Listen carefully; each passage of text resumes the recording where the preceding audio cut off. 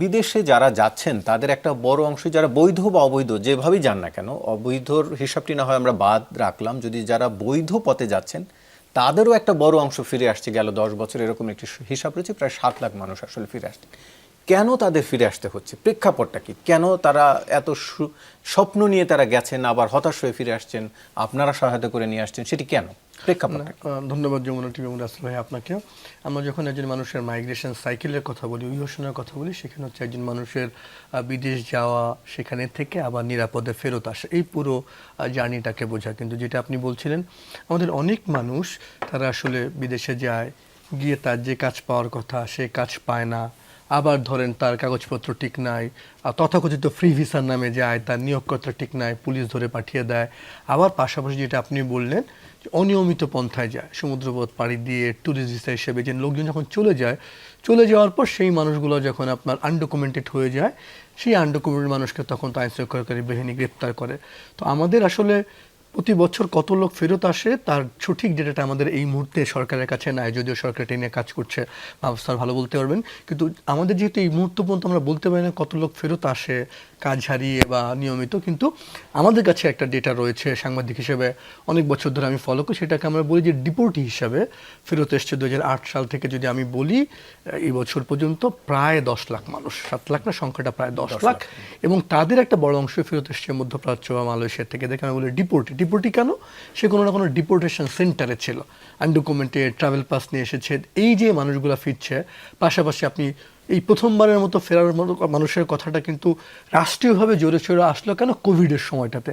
আপনাদের মনে আছে বছর 5 আগে যখন কোভিড হলো, শুরুতে কিন্তু হলো যখন বিদেশ থেকে পৃথিবীর নানান দেশে যোগাযোগ বন্ধ হয়ে গেল, অভিবাসী তার নিজের দেশে যখন ফেরত পাঠালো, এই সময় এসে আমরা সেই হয়তো তো বুঝতে পারি না, সেই কোভিডের সময় কিন্তু আমরা এই অভিবাসীদেরকে আমরা রীতিমতো ভিলেন বানিয়ে ফেলেছিলাম। প্রথমে তাদের বাড়িতে লাল পতাকা দেওয়া, তারাই যেন আপনার কোভিড নিয়ে এসেছে সেই কারণে করা, সামাজিকভাবে হেয় করা। কিন্তু পরবর্তীতে দেখা গেলো আসলে তা না, তারা তো কোভিড আনেনি।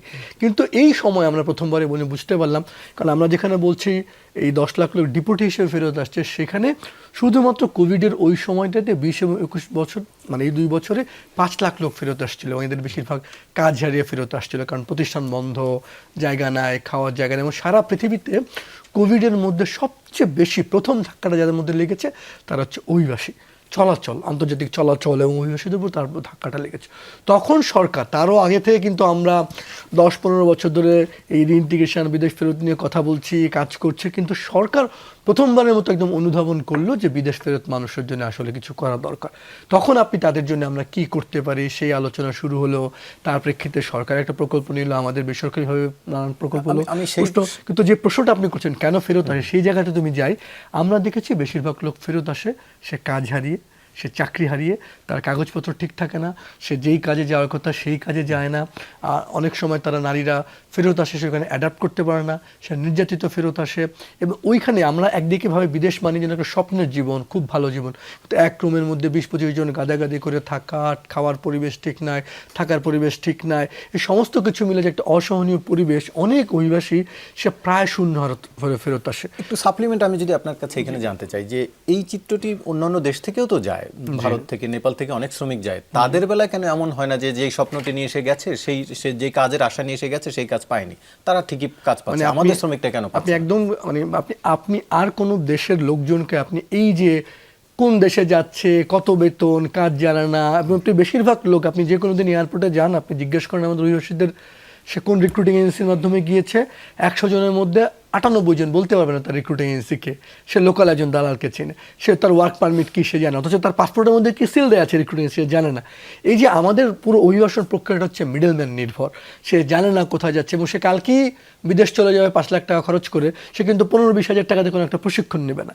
এবং আমাদের অভিবাসন ব্যবস্থাপনায় এত সংকট রয়েছে, খরচ সবচেয়ে বেশি, লোকজন জানে না, যে কোনো মূল্যে সমুদ্র পথ পাড়ি দিয়ে চলে যায়। এবং শুধু যে ধরেন লোক তো দূর, একজন লোক ধরেন আপনি বৈধভাবে সে গেল, কিন্তু সে ধরেন গিয়েছে 7 লাখ টাকা খরচ করে, মাসে আয় করবে সে 15,000 টাকা, তাহলে 1 বছরে আয় করবে সে 1,80,000 টাকা বা 2 লাখ টাকা, 2 বছরে 4 লাখ টাকা, কিন্তু সে তো খরচ করে গেছে 7 লাখ টাকা। তখন সেই টাকা তুলতে গিয়ে সে অতিরিক্ত সময় থাকে, সে আনডকুমেন্টেড হয়ে যায়। সে গিয়েছিল বৈধভাবে, এখন কিন্তু সে আনডকুমেন্টেড হয়ে গেছে।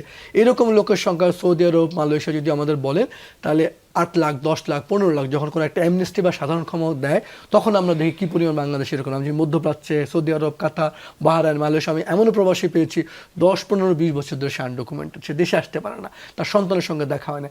এই যে সমস্ত কিছু মিলে তখন একদল লোক দেশে আসতে পারে না, আবার একদল লোক যাওয়ার 2-3 মাসের মধ্যে কাজে ফেরত আসে। তো এদের সবার জন্য আসলে একটা রাষ্ট্রের চ্যালেঞ্জ হয়ে যায় যে ফেরত আসলো তার আমরা ইন্টিগ্রেশন কীভাবে করবো। এবং আরেকটা জিনিস আমি আপনাকে বলি, এই যে আমাদের 1 কোটি লোক দেশের বাইরে আছে, তাদের কিন্তু 75% বা প্রায় 75 লোকের বেশি আছে মধ্যপ্রাচ্য, সৌদি আরব, কাতার, কুয়েত, ওমান, বাহরাইন। এই দেশগুলো কিন্তু আপনাকে নাগরিকত্ব দেবে না। আপনি 15 বছর 20 বছর যাই থাকেন না কেন, আপনার কিন্তু ফেরত আসবে। এখন কালকে ধরুন যদি কোভিডের মতো না, এমনিতেই যে আমার এই যে লোকজন ফেরত আসবে, এই ফেরত আসা লোকের জন্য রাষ্ট্রের পলিসিটা কি? এই আমার লোক ফেরত আসলে ধরুন যে ব্যর্থ আসলে তার জন্য একজন যে স্কিল নিয়ে ফেরত আসলে তারটা কি, আবার যে ধরুন ব্যবসা করেছে টাকা আছে তারটা কি, এই বিষয়টার জন্য রিইন্টিগ্রেশনটা আসলে খুব গুরুত্বপূর্ণ। জি,